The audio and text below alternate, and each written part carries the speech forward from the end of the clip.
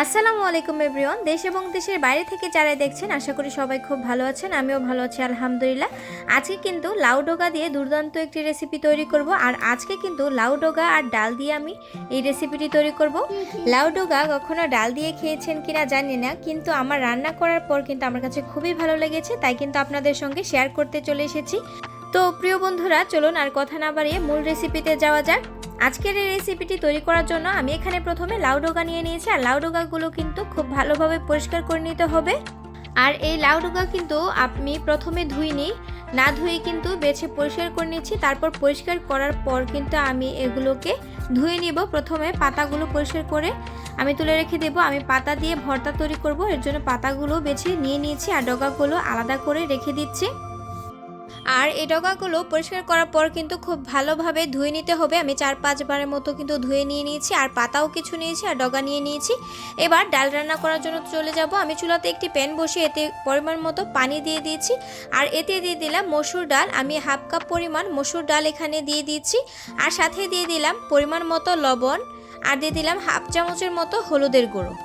এবার আমি এইগুলোকে মিশিয়ে একটু জাল করে নেব যতক্ষণ না পর্যন্ত এই ডালগুলো সেদ্ধ হয়ে আসে। আর ডালগুলো সেদ্ধ হওয়ার জন্য আমি ঢাকনা লাগিয়ে দিব যেন তাড়াতাড়ি সেদ্ধ হয়ে যায়।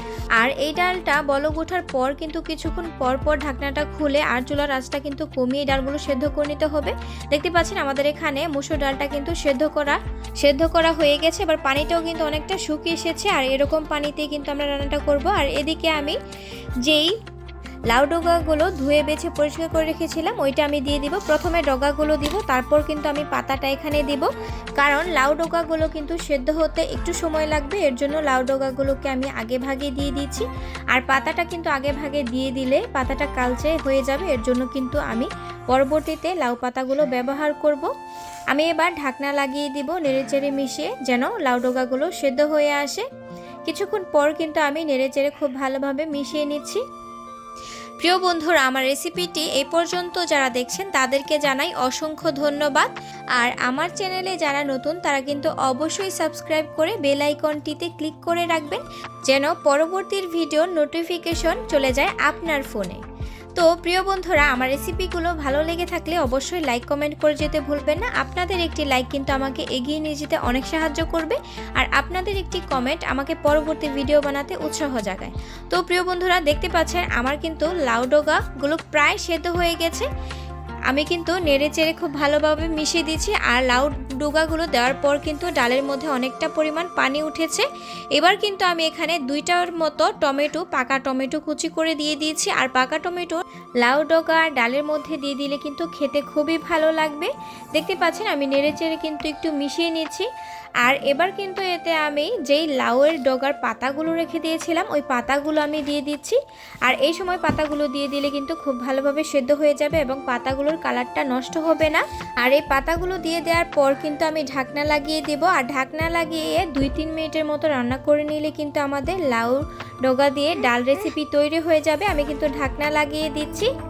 আর কিছুক্ষণ পর পর কিন্তু আমরা ঢাকনাটা খুলে নেড়ে চেড়ে দিব। এদিকে আমি একটু আস্ত রসুন দিয়ে দিচ্ছি।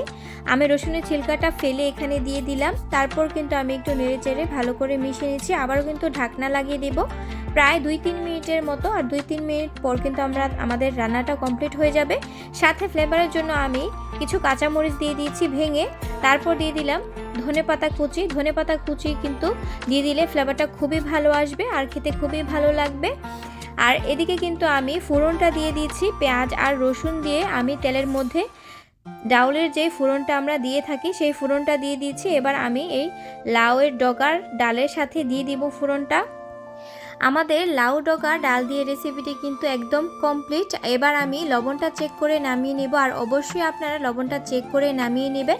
আমি ফোড়নটার সাথে লাউ ডগার ডালটা ভালোভাবে মিশিয়ে নিচ্ছি। দেখতে পাচ্ছেন আমাদের রান্নাটা কমপ্লিট। এবার চুলা থেকে নামিয়ে নেব। দেখতে কিন্তু খুবই লোভনীয় হয়েছে। আর লাউ ডগার কালারটাও কিন্তু অসাধারণ হয়েছে। তো প্রিয় বন্ধুরা, আমার আজকের এই রেসিপিটা আপনাদের কাছে কেমন লেগেছে? যদি ভালো লেগে থাকে তাহলে অবশ্যই লাইক কমেন্ট করে যেতে ভুলবেন না।